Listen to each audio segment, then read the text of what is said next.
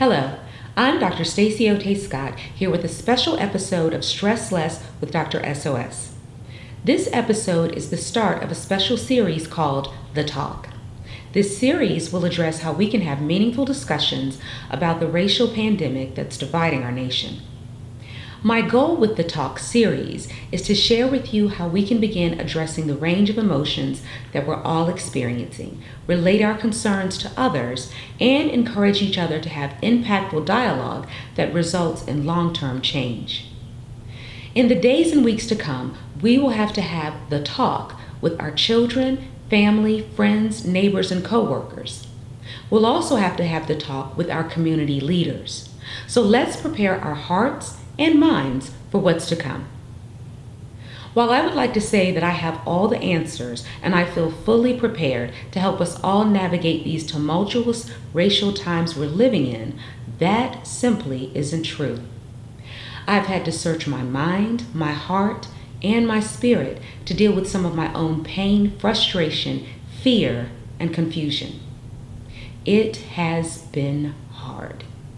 I've cried about it, I've yelled about it, and I've even cussed about it. And now I have to determine what I'm going to actually do about it. I've been asked as a mental health professional to help others deal with their frustrations as Black people, their concerns about their Black children, and their feelings about their non-Black friends' responses or more often lack of response. I've had to do this while growing through my own pains as a Black woman, with my own concerns about my Black children, and my feelings about my own non-Black friends who have said the wrong thing or nothing at all. This has been hard. And through all of that, I've arrived at a place of realizing this conversation is so much bigger than words.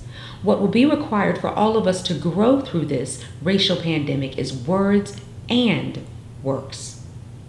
As we continue to deal with our emotions, let's also start the work that must be done. One of the topics that I've been asked most frequently to address is the talk that many of us as people of color have to have with our children.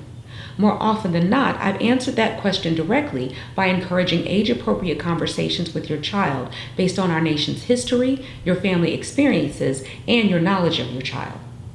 I pointed folks to helpful resources and even had mock talk conversations with them.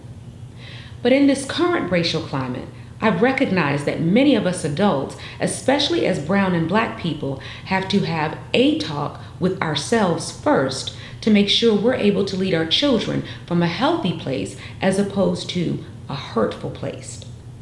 To be clear, the stress that people of color experience as a result of racism and discrimination is painful, pervasive, and real. So here's the real question. How do we grow through these racially divided and emotionally charged times we're living in? The first thing we have to be willing to do is get real. We have to be willing to get real with ourselves and others. We need to acknowledge and validate our own feelings of anger, frustration, and helplessness. While this is not the first time many of us have experienced any of these feelings, the isolation that we've been in because of COVID-19 and the lack of distractions that were a part of our daily pre-COVID lives has forced us to see what's been in front of our faces all along, up close and personal. But before we can teach our children how to respond to the racial atrocities that have most recently occurred in the murders of George Floyd and Ahmaud Arbery, we have to give ourselves time to react so we can go through our own emotional process and hopefully get to the other side. Next, we need to get support. This might mean you need to reach out to friends, family, and loved ones to have a safe place to vent your own feelings and angst without fear of judgment or condemnation. This also means that you have to give yourself permission to feel whatever it is you're feeling without judging it. There's no right or wrong way to feel as we process through this pain, but we must first be willing to acknowledge that this is painful and hurtful, and we need to give ourselves space to grieve.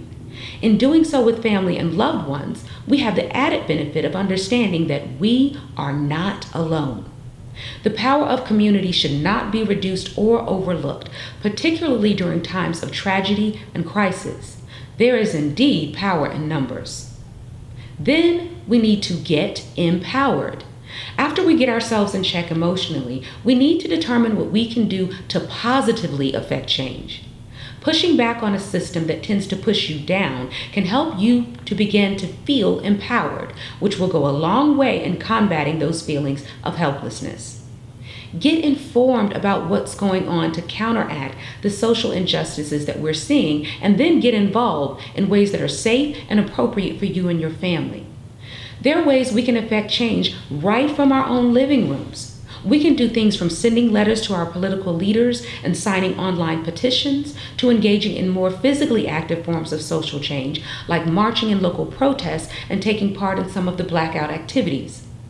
While I've shared a couple of ways to get involved here, we can all find out more ways to do so through a simple click of a mouse. And through it all, make sure you're practicing good self-care so we can get and stay well in mind, body, and spirit. Don't do what I did the other day and pull up to a container of Ben & Jerry's like it's a single-serve ice cream cone. We have to remember to find healthy ways of coping, like eating well, moving our bodies, and practicing our faith beliefs so that we can move beyond simply looking well to truly living well. Racism and discrimination have been a part of our nation since the start of our nation. While it doesn't appear to be going anywhere fast, we have to remind ourselves that times are getting better. We have to choose not to lose sight of the battles won by our ancestors as they dealt with issues of slavery, Jim Crow, and civil rights. And we have to be mindful that our ancestors did not single-handedly fight these battles, but they did so and won side by side, arm in arm, hand in hand with white people and brown people, with people of all races and ethnicities. The reality is that this is not an issue of a people. This is an issue of all people. And my belief is that the only way we can heal our divided nation is by uniting. We are truly better together. I hope this special issue of Stress Less with Dr. SOS has been helpful. I look forward to sharing more with you next week about moving forward with the talk and other issues of our hearts. Until then, choose to live well.